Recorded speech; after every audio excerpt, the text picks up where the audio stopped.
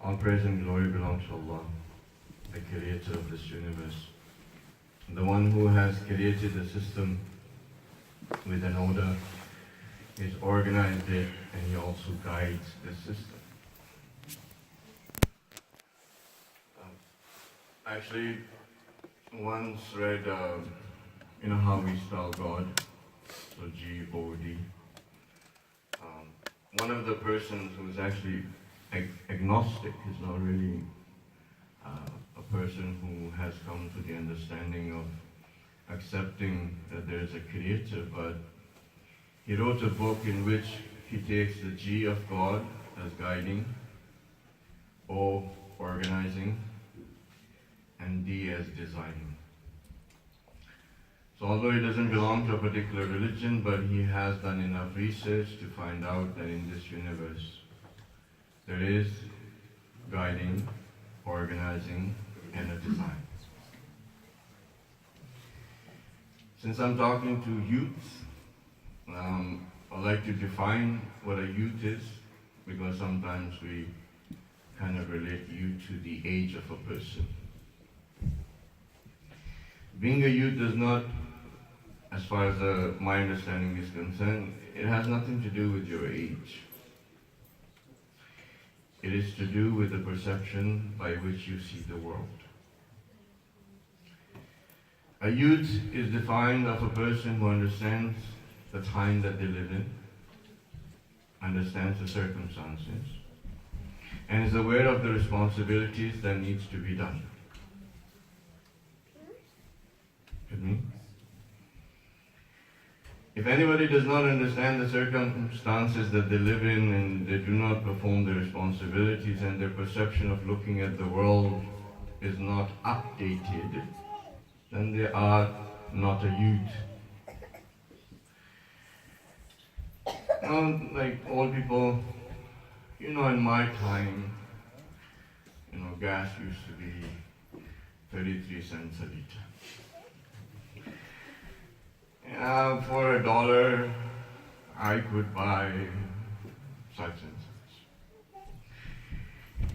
If you find a person who is stuck in the past, does not understand the current circumstances, is not performing their responsibility, and the perception of their world is nothing more than a past, gone time,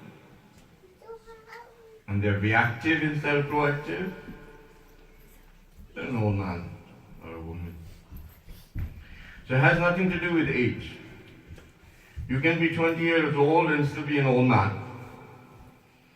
If you ask the 20-year-old, do you understand the circumstances you live in? Do you have a perception of this world where you realize what your responsibilities are? No.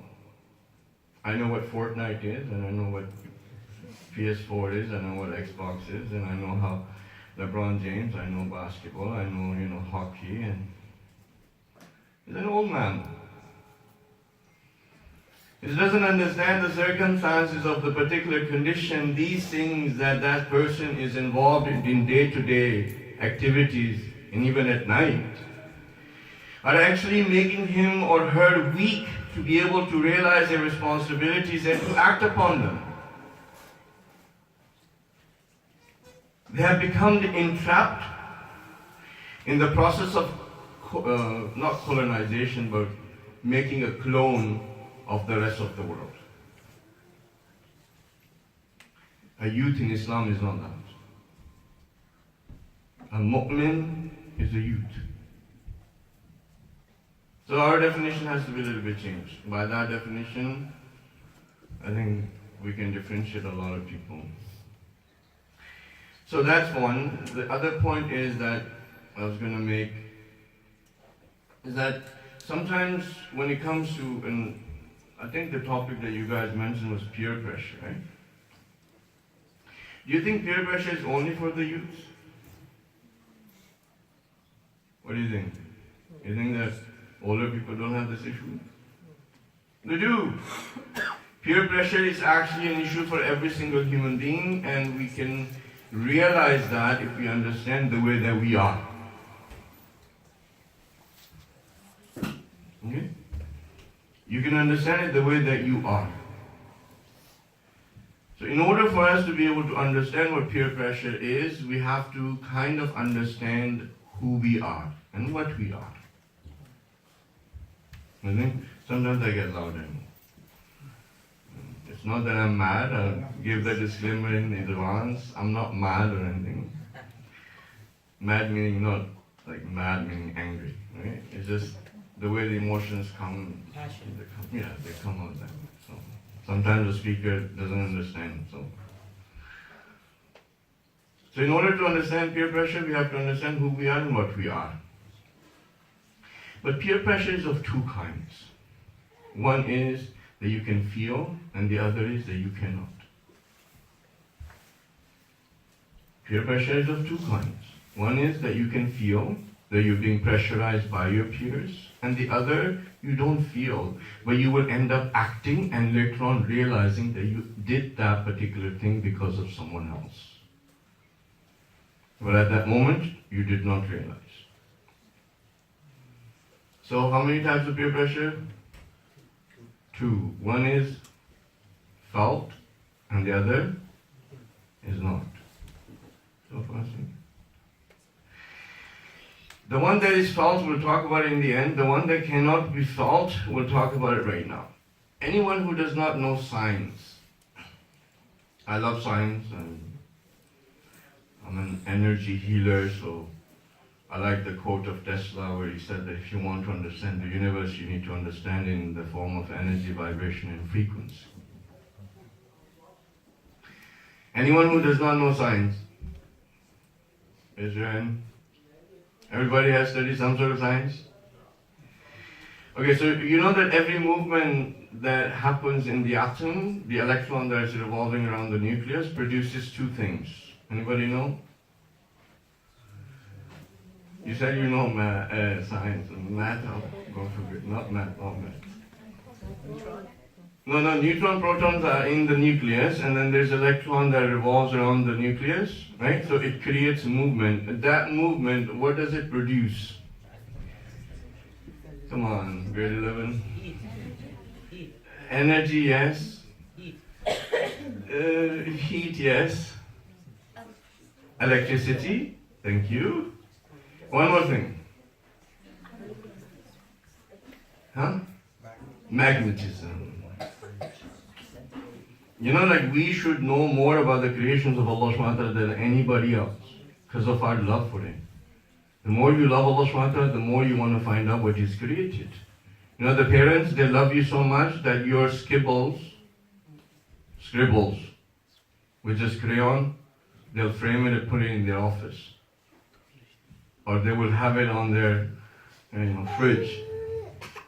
Because they love you. You made something. Because you made something, even though it's just scribbles and crayon, they love to frame it and look at it. We who are the creations of Allah subhanahu wa ta'ala, who has created this universe in such complexity and beauty, we should be the ones who should go and find out and love that. Yeah. Maybe this will be a science lesson. I don't know. So neutron protons in the nucleus, electron going around it produces electricity and magnetism. This electricity and magnetism can be actually measured by devices. There's an electromagnetic spectrum in which they say that there are actually as many waves that cannot be counted, but they have about approximately between 23 to 50, depending on the new research that you will find. And only 1% of this electromagnetic spectrum, I'm not losing you, am I? Only 1% of that electromagnetic spectrum is actually visible light that we can actually sense. You know what else is on the electromagnetic spectrum? Radio waves. Radio waves, cell phone, Samsung, iPhone, the gods of today. The people wait in line for their pilgrimage to find the next best thing, and they stay, like people go for ziyarat on footpaths. Yeah? So this electromagnetic field that is created by the movement, can be actually measured by devices. So they said that when your brain is having this, your cells, your neurons are firing and all that, it produces electricity and magnetism, and they've actually measured the electromagnetic waves up to 3 feet. So if you happen to be in my personal space, which is 3 feet approximately, my electromagnetic radiation is going to affect you and yours is going to affect me. The heart also moves. It produces the electromagnetic field which can be measured between 7 to 9 feet. So you in the front, be careful. It's weird. So if you are within my 3 feet or 7 feet or 9 feet, our heart field and the brain field is interacting with each other. And if we spend long amount of time together, then whoever is going to be stronger, the others is going to start mimicking.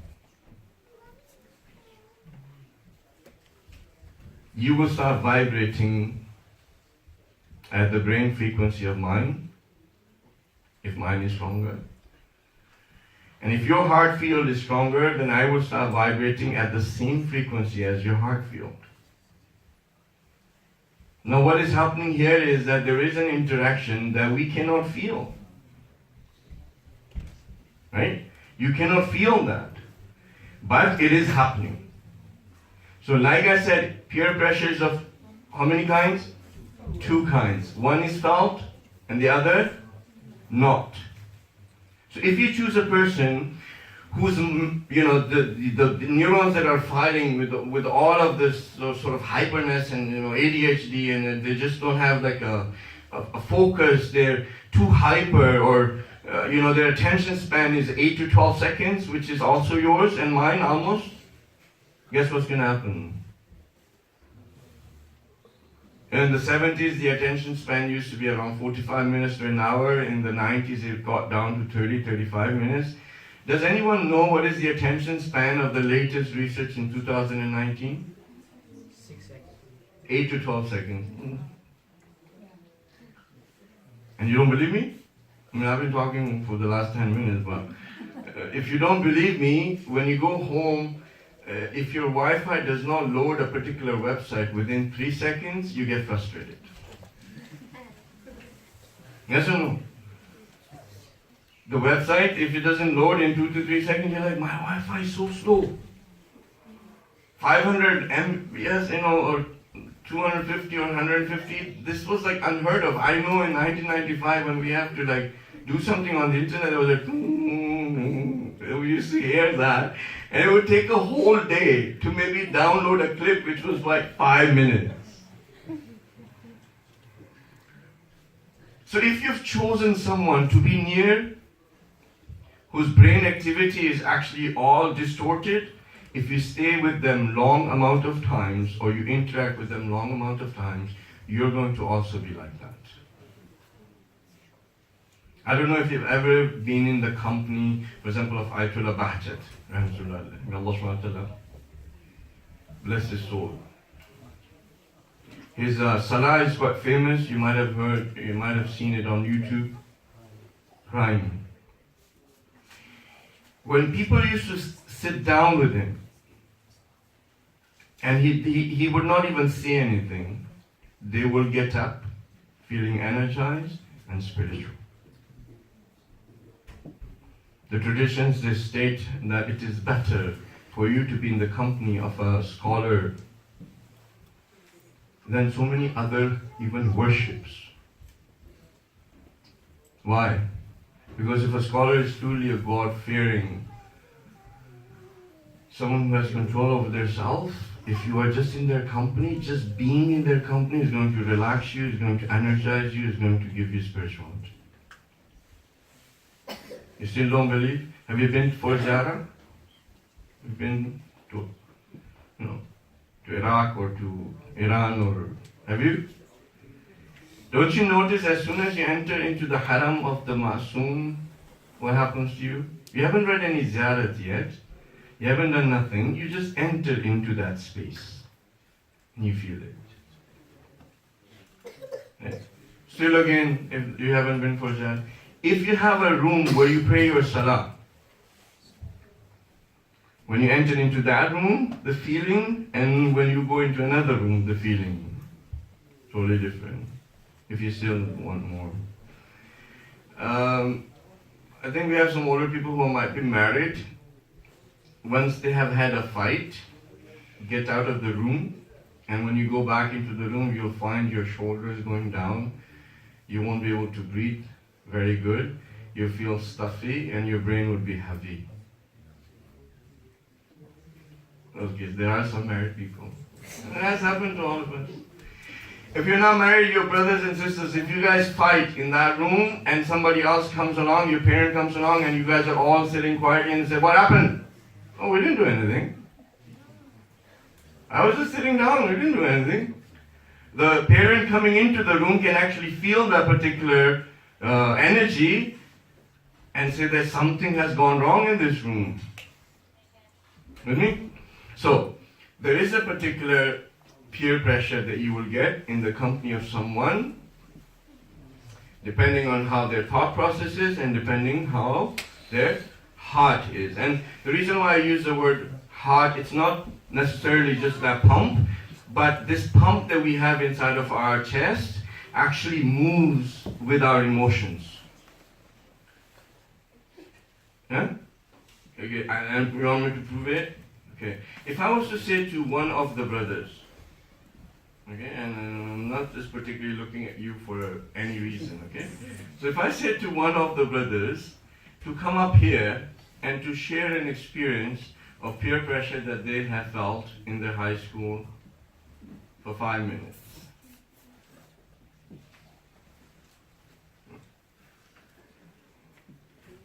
And you think I'm kidding? I might actually do it. Because of the possibility to be able to come and stand in front of a crowd of people and talk about their personal experience and speak for 5 minutes, your heartbeat is going to start your heart's going to start pumping faster. And you're going to have like butterflies feeling in your gut. And you're going to get nervous. This vibrational frequency of your heart is now going to be felt 7 to 9 feet. And basically, if I say that, and I could say, okay, anyone in here can come up and say that or do that, as soon as I say that, within 10 minutes, the energy of this whole room is going to change. Because everyone's going to be nervous, no one's going to know who's going to have to come up and say it. This particular peer pressure, you don't feel it, but you are in it. When you go to your university, when you go to your school, when you are in the elementary school, when you have your brothers and sisters around, all of this is affecting you. With me? So even the way that you dress up, the way you do your hair, the way you chose the color of the hijab, all of that, you got affected by someone, not necessarily at that time, but after 5 days, you were in the shop and you chose, a gray sweater. Why do you think you chose a gray sweater, not a blue, not a white, not a black? I'll give you a little bit more example. Remember in NBA when everybody was having a beard? Remember, they still do, but everybody had a beard like this big. Guess what happened to us? Guess what happened to the youth? Yeah. Beards were in, style. It wasn't for the sake of Allah subhanahu wa ta'ala that I need to have a beard so that the rest of my worship that I do are going to be accepted by Allah subhanahu wa ta'ala and I don't stay in sin. It was like, oh yeah, LeBron James has it, all of these have it, I'm going to have it too. Did they come up and tell you to have a beard? No. You saw it on TV, the basketball players playing, and all of them have it. That was pressure as well.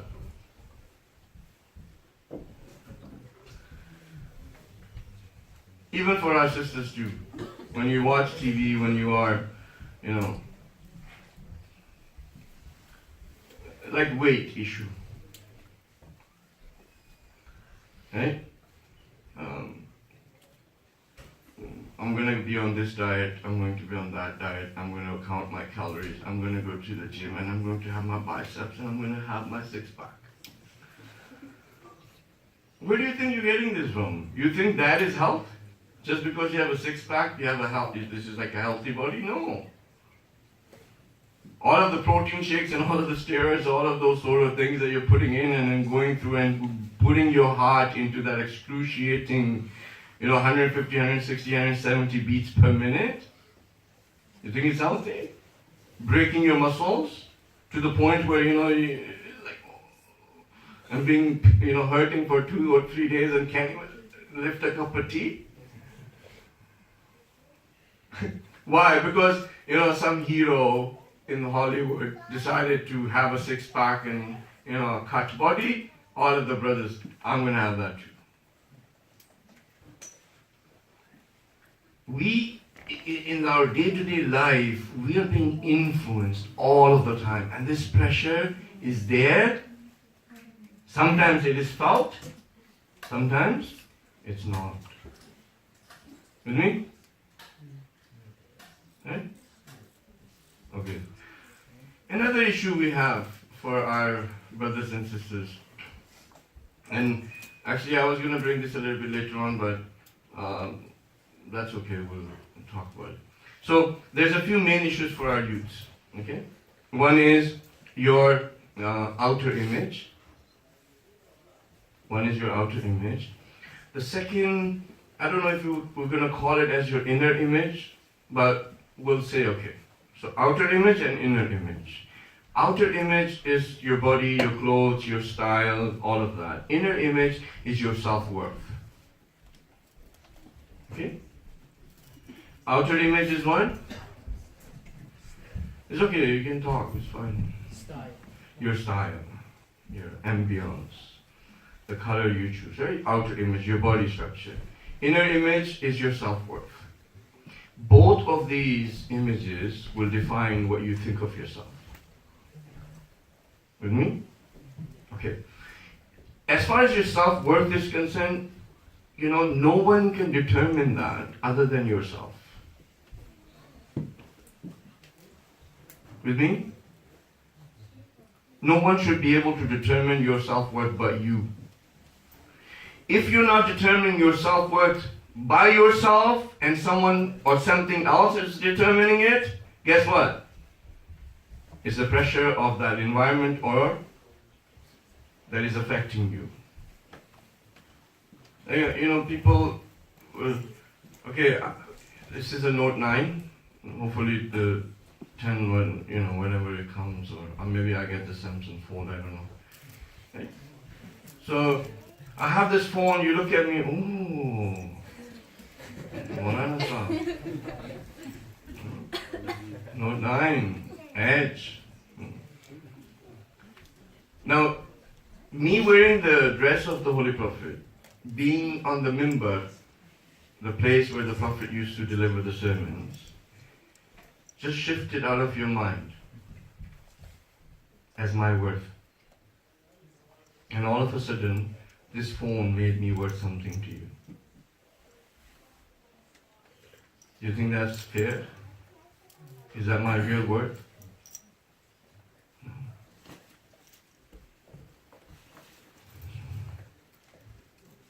That's why your inner worth is not by the things that you have. It's not by on Facebook how many people like you. It's not about your selfies. It's not about you imitating to be like someone else. It's not like you imitating like someone else so that you can be accepted by someone else. That's not your worth. That's borrowed worth. Your worth, you determine it. And if you want to know what your worth is, Imam Ali says that your worth is no less than heaven. Do not sell yourself for less. Your worth is that you are the representative of Allah subhanahu wa ta'ala on the face of this earth. Your worth is that Allah's soul is connected to your body. His fitrah is your fitrah.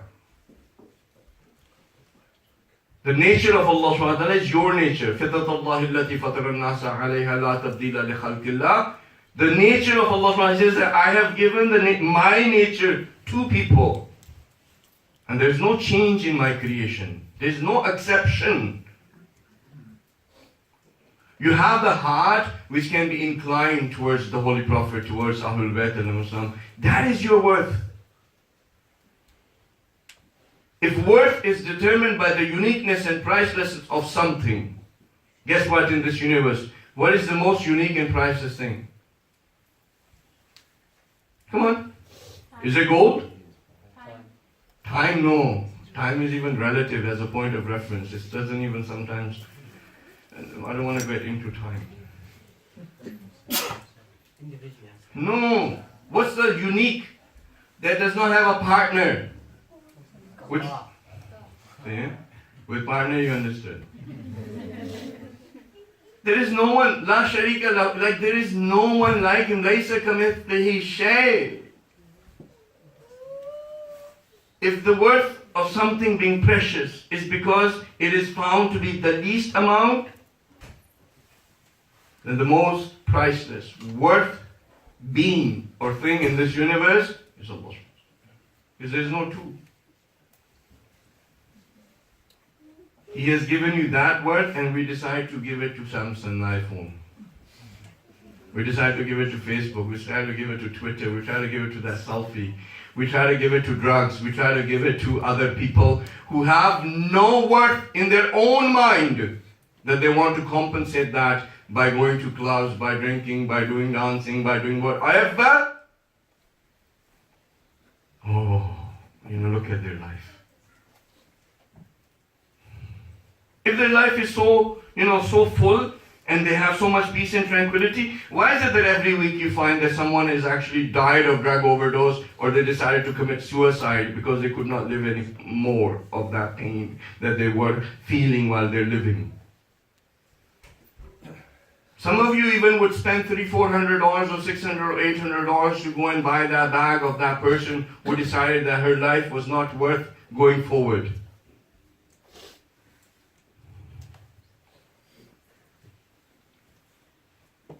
And if all of that success is supposed to bring them happiness, then the movie actors and all of the stars, they should be the most happiest people in the face of this earth. They cannot go to sleep, they have to take antidepressant and all of that stuff so that they can, find some sort of peace. Or go and do some yoga, or go in front of a guru and sit there and say, he's my spiritual or she's my spiritual leader. Worth is not money. Worth is not fame. Worth is not the things that you have. Worth is not in imitation. Worth is given to you by the Creator. And to deny it is being worthless.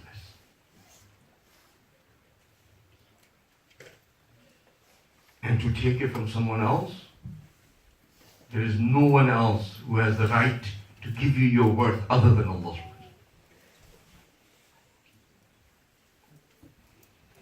So, one of the issues, many issues of the youth, one is of course the interaction of mahram and non-mahram.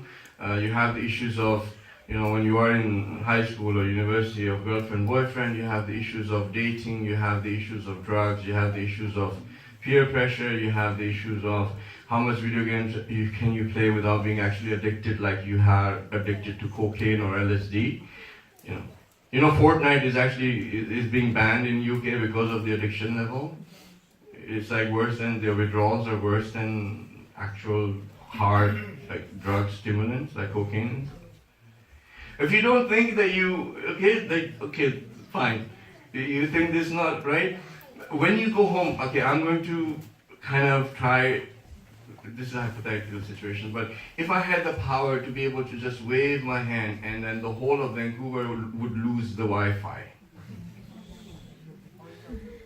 Yeah. So let's say I have the power. Ready? And if I was to go, no? No? Okay. Yeah, well, Wi-Fi, live stream. Oh, okay, live stream. For the sake of live streaming. But if Wi-Fi goes down, imagine what you will do with yourself. You would have to talk to your parents. You would actually have to look at your brother or your sister. You would actually have to pick up a book. Oh my God, you would not know. It'd be like, what am I supposed to do now? I don't have Wi-Fi anymore. You can still breathe without Wi-Fi. You can still exist without Wi-Fi. You can still be yourself without Wi-Fi. But because it is now become such a thing that it's even more precious than oxygen to you, or your parents, or your brothers and sisters. It's an addiction. Okay? We're addicts. Cell phone. Okay, I do not have a Facebook account. I might be the only one in. Does anyone here not have a Facebook account? No, you're still young. Okay, good. Alhamdulillah. Anybody else? Okay, can I round it off to let's say 6 people? 7? Because I don't have it either. So 1, 2, right? 6 people? 7? Okay. Okay, fine. We'll round it off to 10 people, okay? If we're about 100 people here, 90% of the people have Facebook.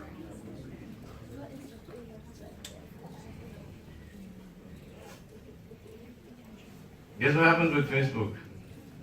Peer pressure. You think I was going to talk about peer pressure? That you go to your university or your college or your elementary school, someone comes up and say, do drugs. And so, no, I'm not going to do drugs because, this is peer pressure. It tells you, shave your beard or take your hijab off. You think I was going to talk about that? We are getting influenced every single day of our lives, every single moment of our lives. When somebody on Facebook puts the pictures, oh, we went on a cruise and we went, so place and that place, that place, and I went to the mall today and I found this really nice blouse or nice hijab, or I found this, a really nice jacket from CK or something else, whatever. And you open your Facebook and they have those posts. Guess what's happening to you? It's peer pressure.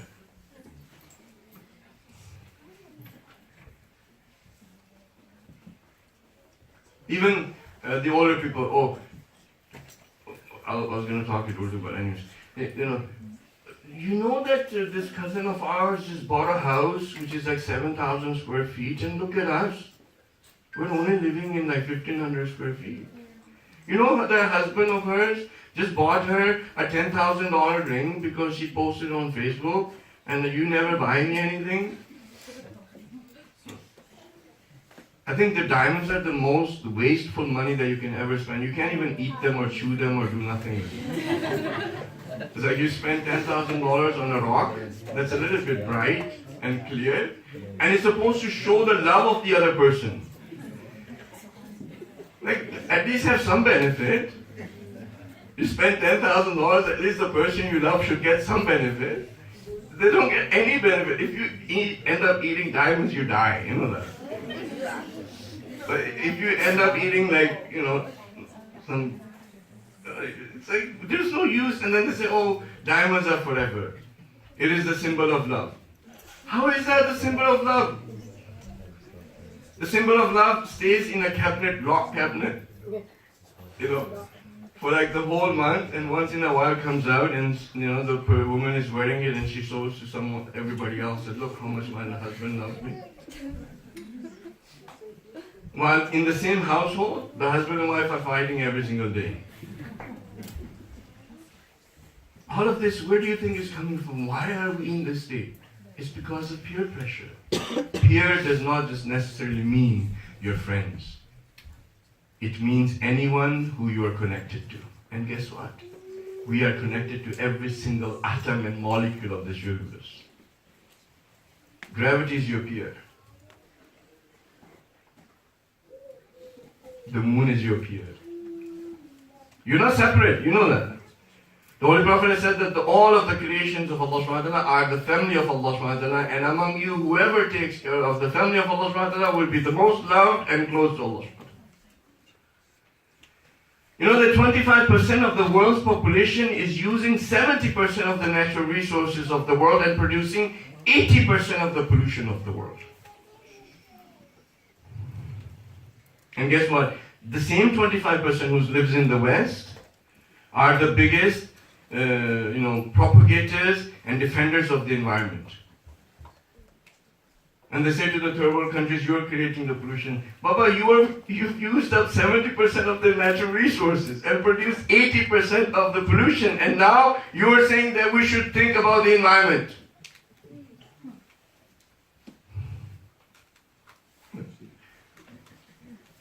We're all connected. The best example of that I can give you is on a boat. We're all in a boat. This is my space, let's say your space. We draw a yellow line and all yellow lines, and we say this is my border. You want to come in here? Show me your passport. Have you ever guys gone to Canada and US? Generally there is a yellow border, right? There's US and Canada. Yeah? It's the same earth, right? The bridge doesn't change into anything, right? It's the same river flowing underneath, no? It's just a yellow line. In order for you to cross this yellow line, you need to have a visa, you need to have a passport. Okay, you do, okay, now you can come in. Imagine if we were on a boat like that, and I start making a hole in this. And you say to me, please don't do that. I'm like, what are you? This is my space. If I want to make a hole in it, what is your problem? Oh, we're on a boat. We're on the same boat. If you make a hole on your side, we're all going to sink. No. That's not going to happen. No. Would you not stop that person from making a hole in the side of the boat? You would. Humanity have forgotten that they're all connected. If one thing happens in one part of the world, we live on the same planet, it's going to affect the rest. We all have connection with each other. We're not separate. Separation, Einstein says, is the illusion of the consciousness. We're not separate. With me? So now, since Canada has legalized marijuana, 1 year hasn't passed yet. After a year, you will have the stats. So we don't know what the research is going to be. You might have the impression that maybe more people are now smoking than they were before, but it's still an impression. Okay. But what is for sure is that before, if somebody was afraid that they are going to be caught in having possession of that, they're not afraid of that anymore. That's for sure. And once you lift that fear off, I am sure after the year has gone and you'll see the research that there was an increase.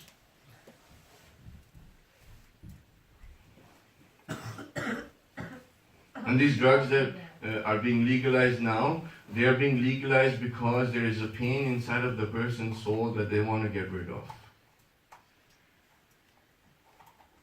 There's a void inside of their hearts they want to get rid of. And marijuana is not going to fill that void. It's going to numb you, distract you, but you won't feel it. It might relax you for a little moment, but it won't let you get your problem to go away. Even, some of the other issues is tattoos. Maulana, can we have a tattoo? They also will send the questions to our Marajain and then, get the response. So then, the question is put in such and such. Tattoo, when we get it's actually just ink that goes inside of the skin and there is no barrier. So if you have to do wudu or we have to take a shower, there is no barrier. So is this okay for us to have a tattoo? Of course, like when you are doing wudu and there is no, there can't be any barrier, or when you're taking ghusl, there shouldn't be any barrier. So it's like, yeah, it's just ink, it's stained ink, it's your skin, okay.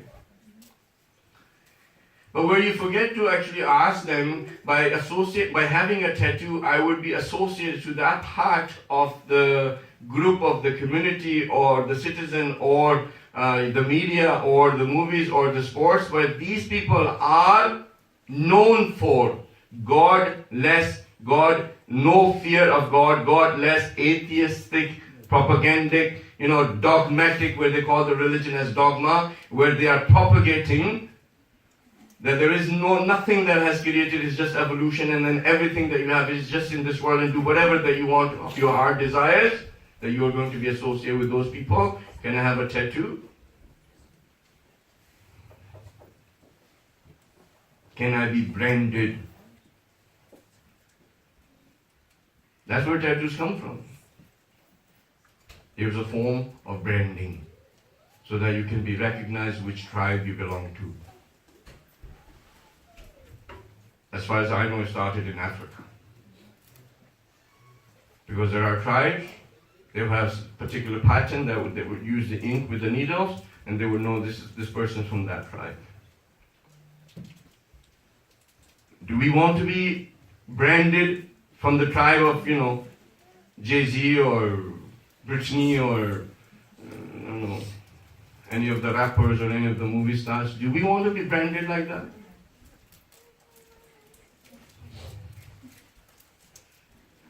Do we? No. Even for, now we can talk a little bit about the sisters. I think probably, how long have I been? 10 minutes? 20 minutes. I'm not sure what time I started. So, for the sisters, we have this particular thing about Islamic dress. Okay. For the brothers, we have, you also have certain obligations. But since we're sisters and brothers are both sitting together, so Islamic dress is an obligation for a sister to be able to protect her righteousness, piousness, her personality, her potential, her purity. It's an opportunity which is the right of Allah subhanahu wa ta'ala for her to perform and have that Islamic dress. Now let's say the sister wears it, and by wearing it, she's doing a qurbatan ilallah, and she's actually connected with the divine, and as she walks as a symbol of Islam, as the strength of Islam, as someone who is the alam of Islam. And she has the strength to be able to do that. It's not an easy thing to do. But if some of the sisters who are wearing the Islamic dress, if they do certain actions and the other sisters see it and they say, she wears a hijab or she does such and such, but I don't wear it and I don't do it, so I'm better than her, that's not the criteria. She's performed an obligation. If she has some flaws in the character, guess what? This Islamic dress is going to help her one day to get rid of those flaws. And the sister who's not wearing it, as time goes by, the things that she thinks that she has and those sisters don't, these things are going to go away and something else is going to come in which is going to be very negative. It's not oppression to wear a hijab. Oppression would be to make you into an object so that you can sell anything. That's oppression. That's what women's state is nowadays. It's just like an object.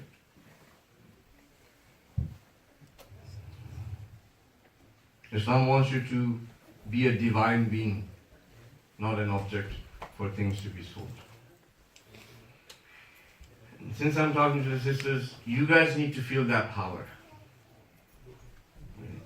You need to feel that power of wearing their Islamic dress. You need to feel powerful, not, weak. By wearing the Islamic dress, you are empowered. You're not oppressed. You're not made weak. With me? Does anybody know who was... We have some of the women in our history who were the most powerful women, who actually shook empires. Do you know the name of that lady who shook an empire? Bibi Zainab.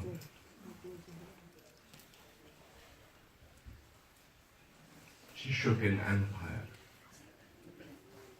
and paved the way for empires to shake in their boots, because the name of Hussain was alive. When she was needed to do her responsibility, she stood in front of the tyrant of the time. She stood in front of a whole city. She spoke, and people remembered Imam Ali. Our sisters cannot be meek. If your right is not given, your right you need to go and take. You need to feel powerful. Your hijab is not limiting you, but giving you power and protecting you. If someone in the environment does anything to you, or you need to stand up for yourself. You cannot let go of the comment of that person who's given to you as a prejudiced, bigot comment. You know, to do something about that. It's not that, the brothers are supposed to protect your honor. They are supposed to protect your honor and dignity, but you yourself are protecting your honor already by wearing a hijab. You need to realize that you have that power and the right to be able to defend yourself. You can do and become anything you want. Anything you want. Whatever your dreams are, you can become that. Just being a woman does not stop you from it. It actually gives you the passion, all of the...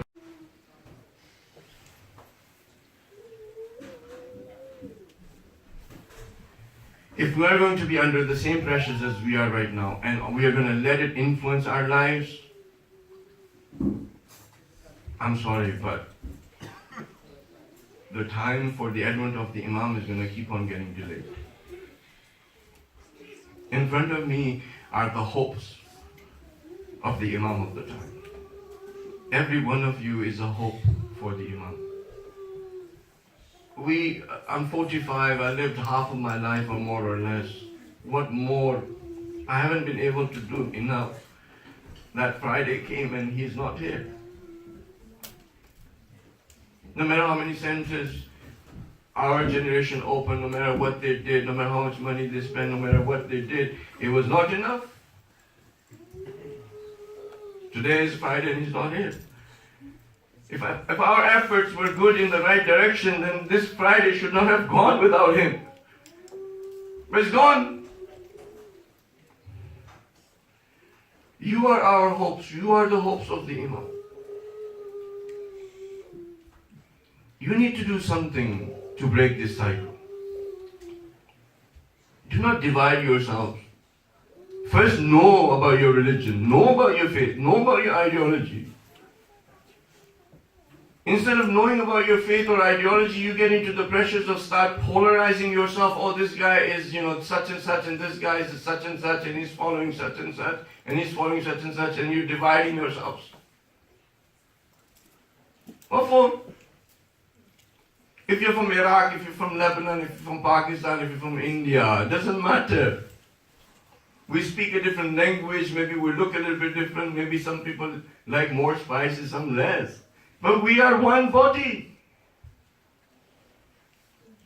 Why separate on the basis of where you were born? I see the youths having divisions on the basis of, he's a Pakistani or he's an Iraqi or he's Lebanese, I'm not going to interact with them or whatever it is. This is the definition of a friend, and probably this will be the end of my talk to you. A friend in the definition of Islam is someone, when you look or are in their company, reminds you of Allah subhanahu wa ta'ala. That's your friend. It doesn't say that he has to be or she has to be from the same country that you were born in. It doesn't say about any of those things. It says that when you are in the company of your friend and you look at him, if he reminds you of Allah subhanahu wa ta'ala, that's your friend. According to Imam Hasan al-Mujtaba. If I don't remind you of Allah, I'm not your friend. If if I remind you of someone other than Allah subhanahu wa ta'ala, I am not your friend. Choose your friends wisely, because it will determine who you are. It will determine your inner image, it will determine your outer image. You will feel the pressure from them, and you also will not feel the pressure from them that will shape the life that you live today. And don't consider peers just of the people you go in high school and university with. Peers, everything that Allah subhanahu wa ta'ala has created is in creation our peer. And we're all interacting with each other. Find your worth, and your worth is you are the representative of Allah on the face of this earth. You have the potential to become one. Don't sell yourself less than heaven. Inshallah, may Allah subhanahu wa ta'ala give you the strength to be able to do that. Inshallah, that you do not become clones of. Inshallah, that you are united together, one, as one body. Yeah. Inshallah, that you will become that generation that is going to do the right thing, so that the Imam of the time, who's been waiting for us for the last 1200 years, can come and introduce himself to us. May that time come as soon as possible. Bismillah ar-Rahman ar-Rahim wal-Asr. Inna al-insana lafi khusr illa alladhina amanu wa amilu s-salihati wa tawassaw bil-haqqi wa tawassaw bis-sabr. Allahumma salli ala Muhammad wa ali Muhammad.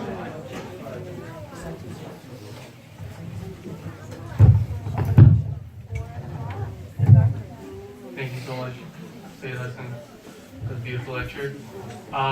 We have the refreshments for the sisters upstairs, and for the brothers, it will just be at the door. So I'll just let the sisters go upstairs first, and then the brothers can move towards the exit behind you for some refreshments. Thank you all for coming. I'd like to again thank the Executive Committee of MYM for holding this program today. And I'd like to thank